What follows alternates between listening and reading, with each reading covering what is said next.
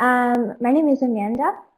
I'm from Boston, Massachusetts, and I spent the summer in Pune with NSLI-Y to study Hindi. India and Indian languages are absolutely my greatest passion, so it was really exciting to get to immerse myself in life in Pune. And I came home with the hunger to study abroad for even longer, so I decided to take a gap year in Rome, Italy, which is where I am right now, and to teach English in a refugee center. But this evening I would love to talk about my experience with the LGBTQ movement in Rome and in the entire country, because it's a really exciting time here, and I feel really, really lucky to be able to be a part of it. In addition, my work here I feel has been greatly informed by my time in India with NSLI-Y. In India, I felt really eager to seek out community and to be an active participant in it, which is something that I really still desire today, and something that has been a very powerful thing in my life these past few months. So I'm really excited to get to share my experience with you, and I hope that some of what I share is helpful. So first, a little background on what's going on in Italy right now. The politician Monica Cirino recently proposed a bill that, to me, proposed very modest goals: the right for same-sex couples to be bound by a civil union, and something called stepchild adoption, which applies to any couple, gay or straight. For example, if, let's say, a man with a child divorces and remarries, let's say, a woman, and the two of them raise this child together, if this man passes away, this child's stepmother will not be able to adopt the child. Instead, this child will have to be sent to an orphanage, to a foster home. So this part of the bill really does affect many, many families in Italy. The other part of this bill that has been really impactful is called the obbligo di fedeltà, which states that both people in any marriage or union have the responsibility to support a family and remain loyal to each other. Unfortunately, in order to garner enough support, proponents of this bill had to remove both the stepchild adoption and the obbligo di fedeltà, the latter of which isn't hugely important. But symbolically, it's very offensive because it implies that people in a same-sex union aren't capable of being responsible or faithful. So consequently, people from all over Italy gathered in a huge square, fittingly named the Square of the People, to protest. And I participated in that, and it was overwhelming. People were filled with anger and passion, but it was also amazing to see people with same-sex couples with their children, and the love that they had for their children was so evident, and I had never seen anything like it or seen such intense motivation to make change. So after a difficult experience that I had with a coworker, homophobic coworker at my work, I realized that I needed to find my community here. So I went to an area near the Colosseum, fittingly named the Gay Street, and I asked where I could find and meet other people like me. And I was pointed towards the Gay Center and the Circolo Omosessuale Mario Mieli, two different organizations that are very actively involved in the movement and very, very good at bringing people together. These are places where we can have conversations about what's happening in our lives, where we can support each other and learn more about what is happening with the laws on LGBTQ rights in Italy, and even take part in protests. For example, on Valentine's Day, couples, gay and straight, came to the square in front of the Pantheon and just kissed, and showed that the love that we have is no different and equally real and powerful. These are also centers where we can make new friends and honestly just be kind of crazy. And at Mario Mieli, the second of the centers that I named, we are sorted into gay Hogwarts houses in which we plan for events, and we just sort of spend time with each other.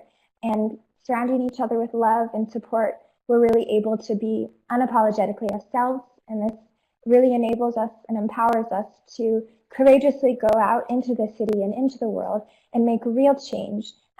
Despite a lot of what people face here, there's still quite many fascist centers in Italy, especially in the north. Even in Rome, there's quite a lot. There are swastikas painted on walls, and gay couples can really face quite a lot of adversity here. So being able to be together in these groups can be really, really empowering. This year, we're celebrating a really incredible accomplishment. The Gay Center has been running a helpline for those who need it for 10 years, and it's really inspiring to see my peers taking part in this and going out into the world and making change. So for me, the first step in making change is making community. Change never happens from the work of just one person. In India, we had the opportunity to help students at a government-run school study English, and I became very close with my three partners, Payal, Gayatri, and Tejasri.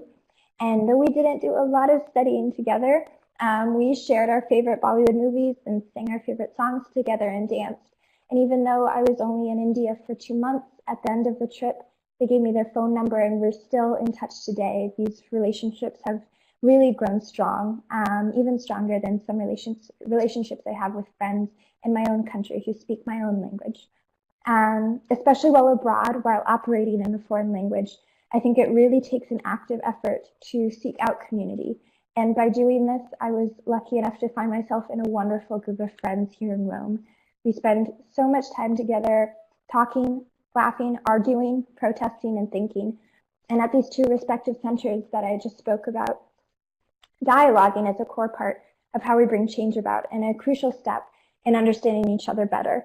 I think dialoguing really has to be active. It's not dialogue if you're not asking questions, and it's also equally important to share parts of yourself, to jump in and to really take part.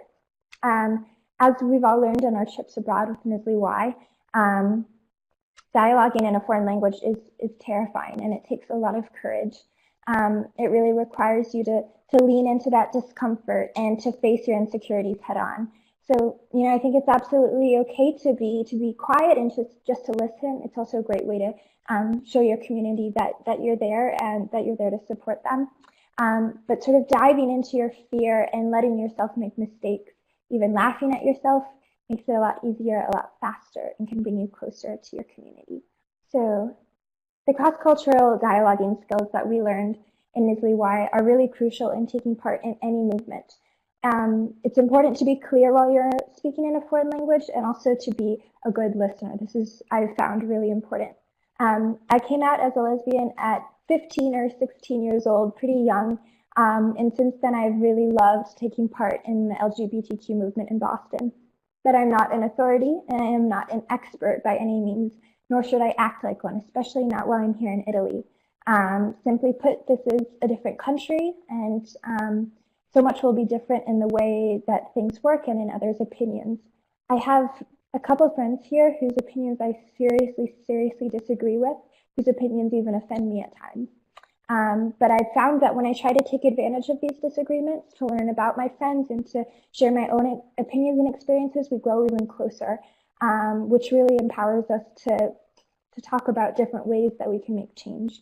And I think that when you open yourself up to conversations like this, your opinions might change, which can be exciting, or you can grow even more confident in them.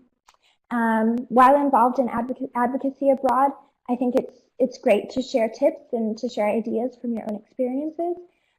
It's really important to be active, but even more importantly, to check yourself and to make sure that you're not taking over. I think it's really special to be able to be a supporter while you're abroad. It's really special to be here for me with my girlfriend and with my friends, supporting them and simply being here while this humongous change is going on.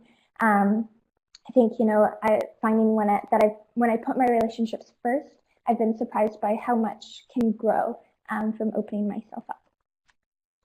So in India, we saw extreme poverty frequently, and we heard stories on the news of abuse against women.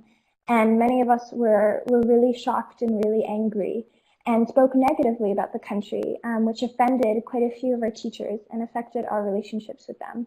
I think having conversations comparing our respective countries is such a great way to learn about each other, but it's so important to be careful not to hurt the people whose country you're talking about. Also, as representatives of the US, we also have to be careful. It's important to speak from our own experiences and to make clear that that's what we're doing. And it's hard, it's so easy to get carried away. It's easy to start saying, well, if this were America, et cetera. In many ways, I feel like the US seems so far ahead of Italy, but in many others, it feels so far behind. So it's really important not to put either country on a pedestal or to degrade it, but to try to see these countries as they are. I think that speaking negatively about your host country, even hearing someone speaking negatively about your own culture, can also be such a dangerous situation for your language learning process, because the language can sort of just shut down when you're put in situations like that. I think that language really comes easiest and is best to practice when you're enthusiastic about what you're talking about. So it's important to try to strive to be in situations like that. Lastly, I think it's important to be aware of culture shock. I think that a stage that a lot of us go through when it comes to culture shock is criticizing our host country. I guess I would just say try to be aware of how you're feeling, take time to reflect, maybe write in a journal, and most of all, look for the good and seek out people to be around, seek out a community. For me this year, finding friends in a community really opened up so many doors for change in my life, and I felt so fortunate to be able to take part in this movement, to work as a volunteer at these centers, and take part in protests and just everyday conversations with these people. And I feel so inspired by this community every day, and I really wish the same for all of you, and hope you find fulfilling communities in your lives with whom you can work to make change.